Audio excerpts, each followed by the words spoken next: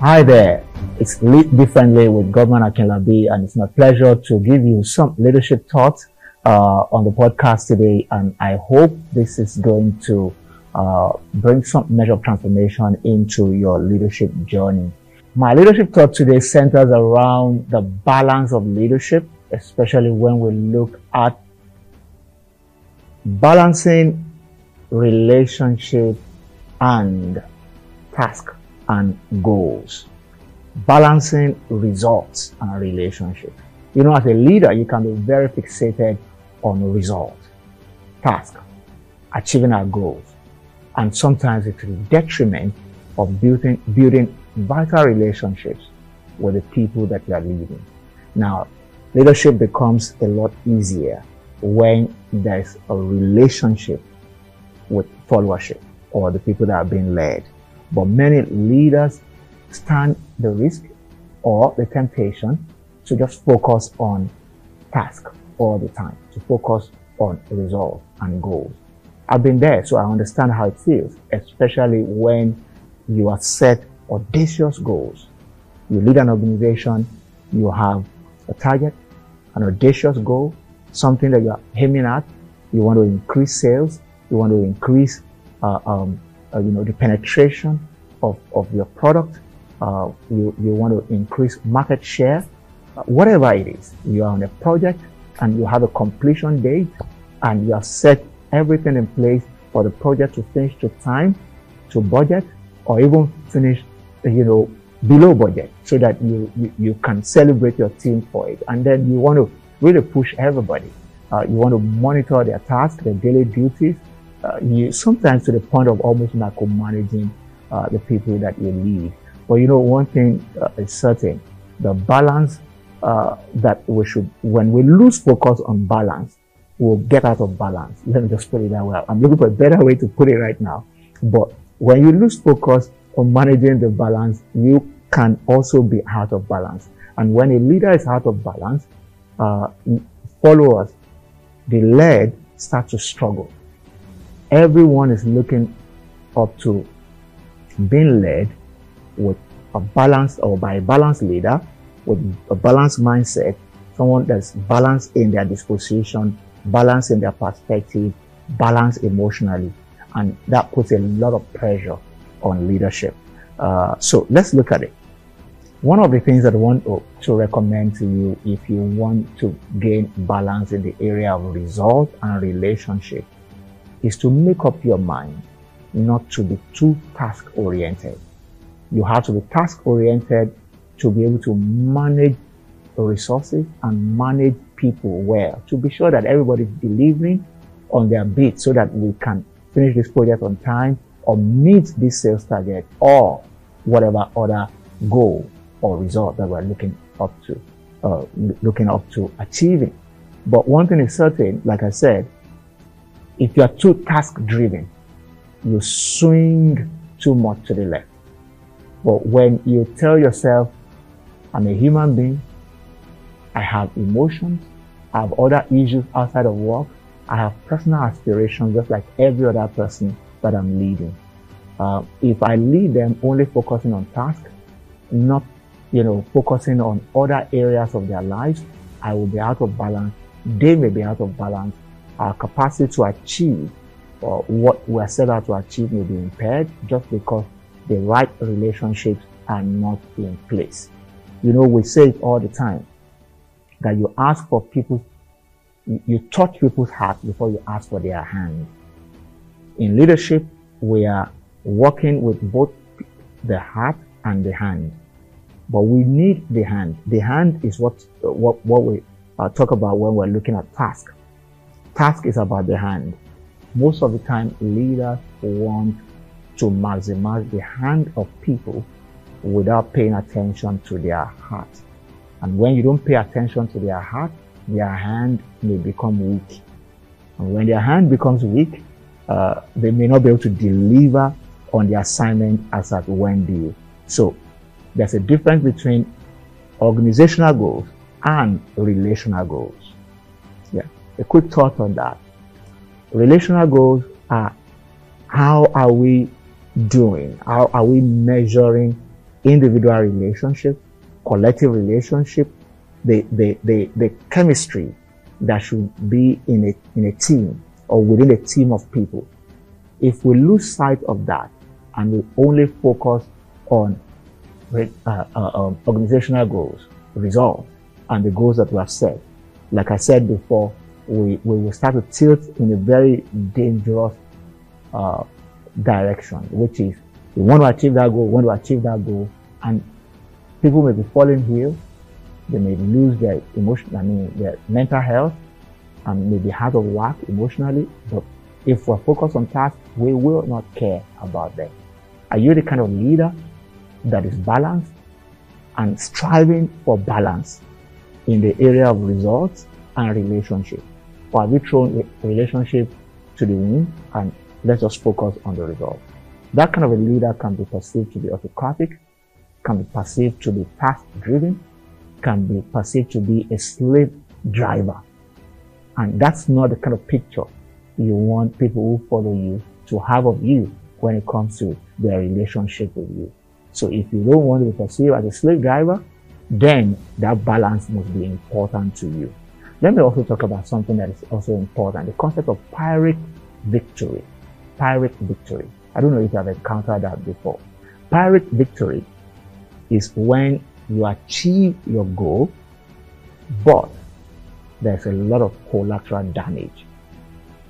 You know, you can drive somebody to do something, but damage them emotionally.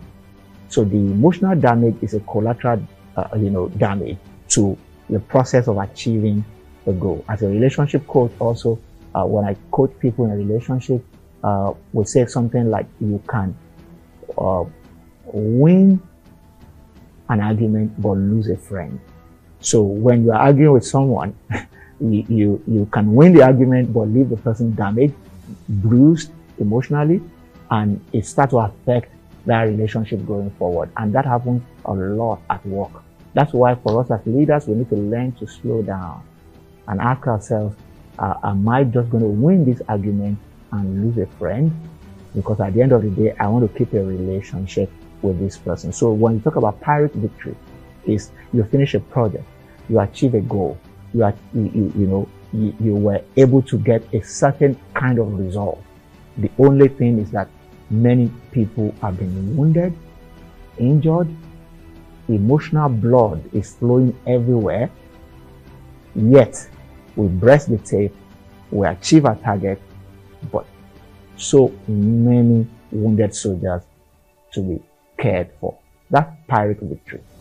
You win, you have won, but you have too many issues. And sometimes when we look at the many issues, the attendant effect of resolving those issues may even undermine the effect of our victory and the result that we have achieved.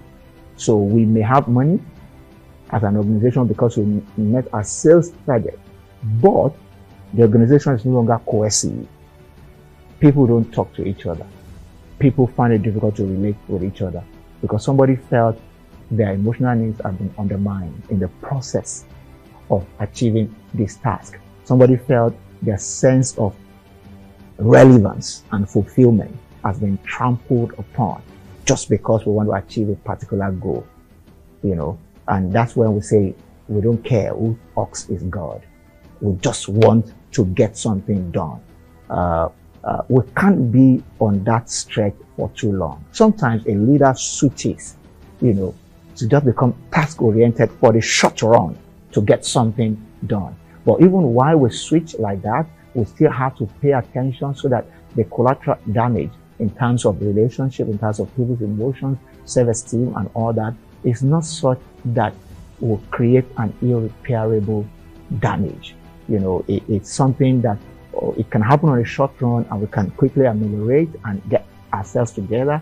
The organization, the team is still cohesive and we've achieved our goal. But when you lose the cohesiveness of your team, just because you want to achieve a goal, you will still have to come back and pay dearly for it. Let me put another thought on the table.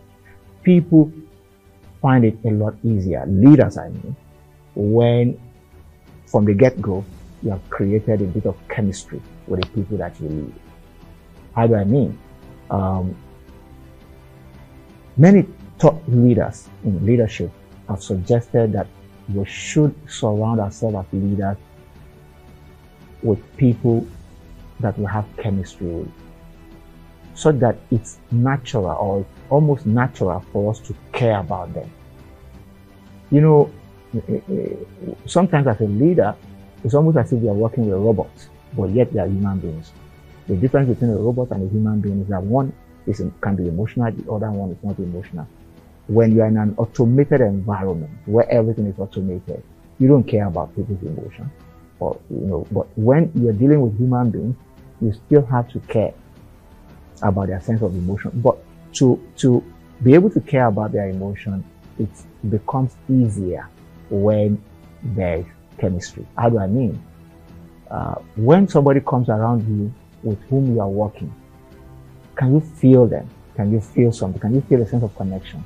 Can you feel that they are part of this big thing that we're trying to do, or are they just like another staircase that you want to step on to get to your next level?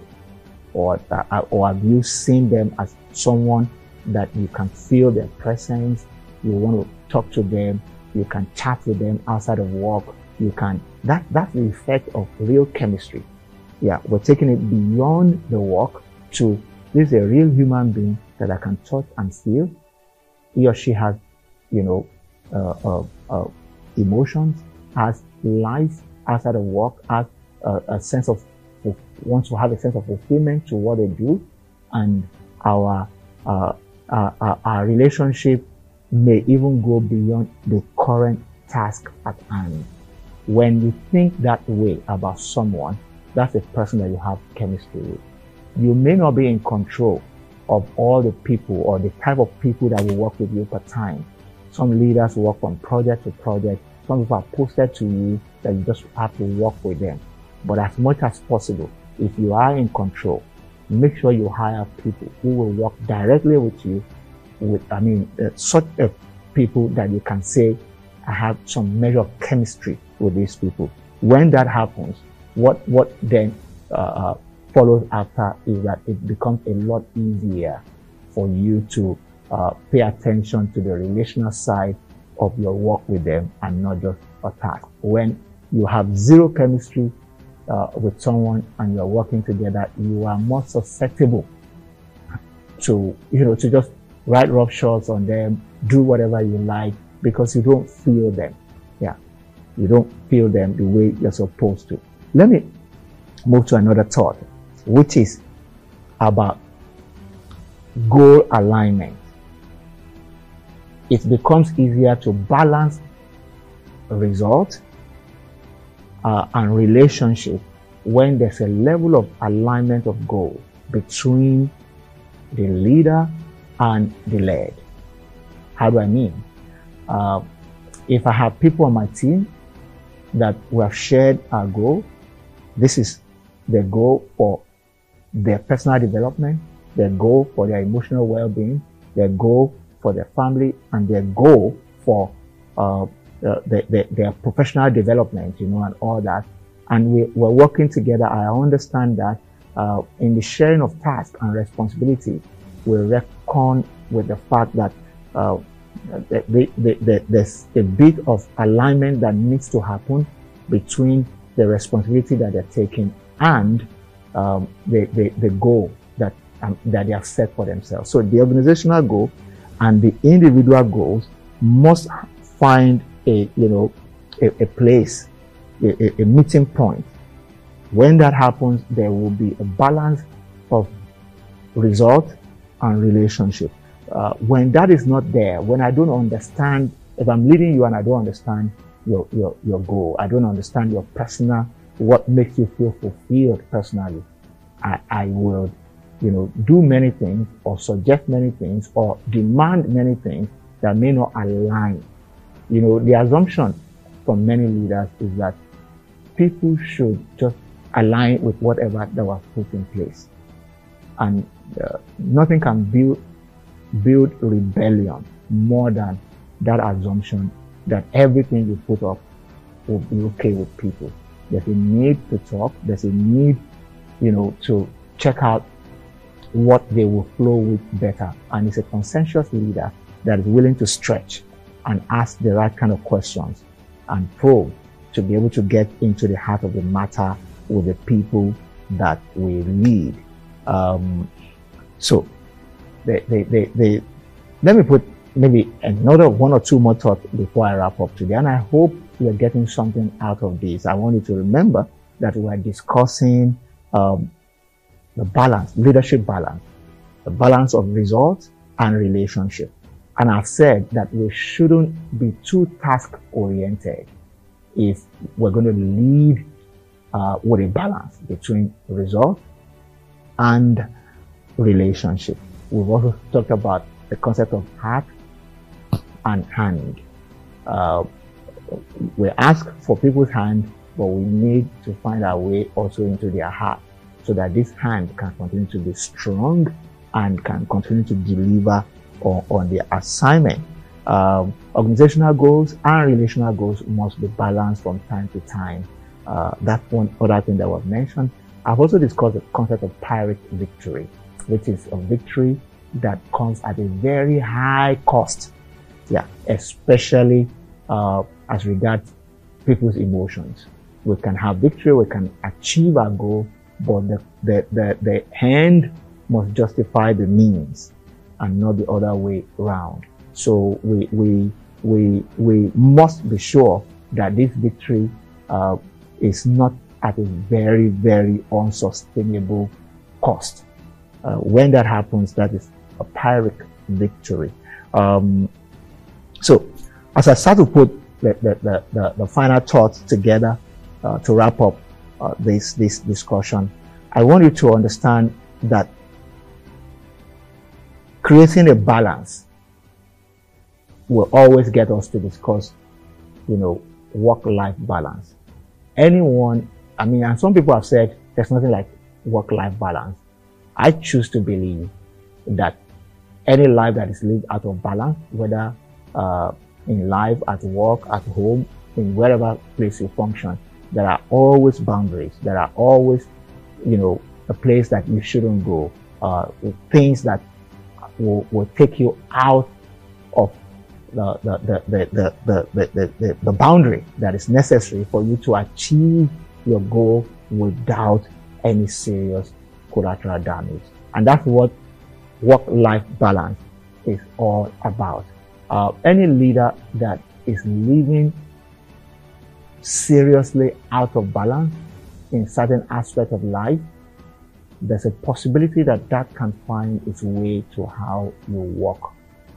And when that happens, it starts to affect the balance between result and relationship.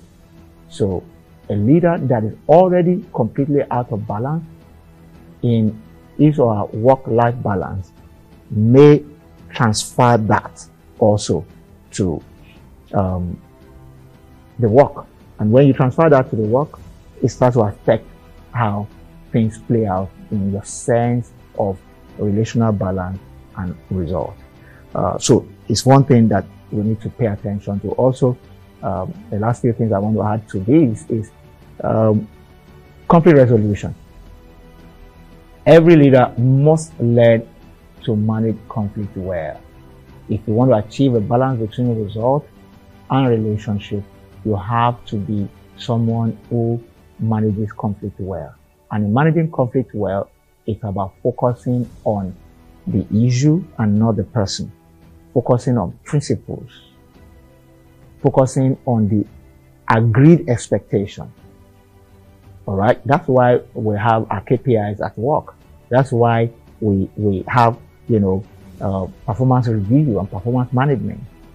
And when a leader is taking your subordinates through performance management, it's always better to focus on agreed expectation, the principles and values with which you work in the organization. The moment you start to make it personal, it just messes up the relationship, and before you know it, it's difficult to manage conflict well. And when conflicts are not properly managed, what comes out of it is we go out of balance. We become more task-oriented. Some leaders will say, no stories, no stories. It's great not to have stories, but sometimes people have genuine stories that we need to listen to, so that we are not excessively task-oriented. So as a leader, if you are used to saying no stories, please balance it, because sometimes there will be stories. But if we are already cut off from any kind of story and we don't want to listen to any story, what happens eventually is that you become that kind of excessively task-oriented leader, goal-oriented leader, that is not interested in whatever people may face as they attempt to fix situations and circumstances that will come either in their personal life or on the job. So we focus on principles, values, expectations, set expectations, and not just personality. Sometimes, we're tempted to single people out and say you are the one that's always creating the problem. No.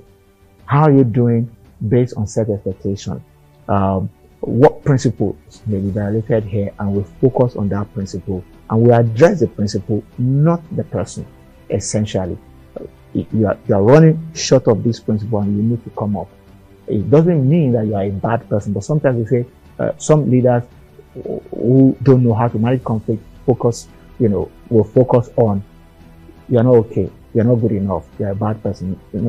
It's good to make people see the gap, and when they see the gap, they can push themselves to meet up with the gap. Lastly, be resilient. To be a balanced leader who will balance result and relationship, you have to learn to be resilient. Yeah, you have to learn to be resilient. Resilience demonstrated through believing the best of people, believing in people, and just choosing to say, look, I still believe the best about this person. The task may have failed, but you are not the failure. So what can we do to manage the task better so that we can get it done? Or what can we do to help you manage yourself better so that we can get this done?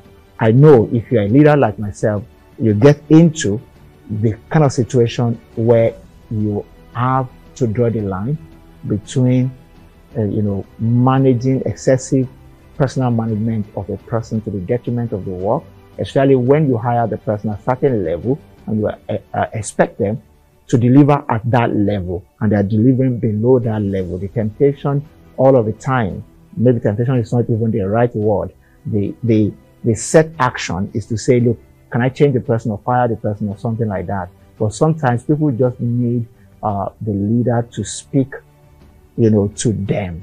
They need a leader who connects with them in the emotional side, and then from that we can call up their idle capacity for them to be able to deliver on a higher scale. I'm sure if we take a poll and ask many people, what kind of leader do you want? Most people will say, the leader that I want is the one that can bring the best out of me. But as leaders, we know that we don't have the time, all the time, to bring the best out of everybody. Sometimes a job just has to be done. The balance is to know when the job has to be done and when we need to speak to the best in people so that the giants in them can rise, because we can't keep firing people. It does not place the organization on a sustainable pathway. When the attrition level is high on your team, it says a lot about the team, because either our recruitment process is wrong or the relational dynamics is out of whack, and it will result into heavy attrition. So as leaders, we must pay attention to ourselves so that we can maintain the necessary balance between result and relationship, and that creates a very strong sense of sustainability within a team of people working together. The confidence, the trust in leadership will go off the roof.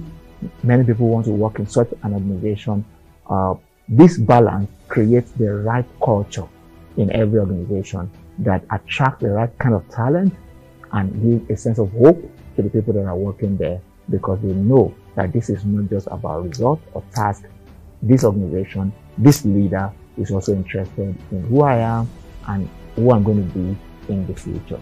I hope this has added some more to your leadership quotient, taking it up to the level that you can deliver as a leader better than you have ever done before.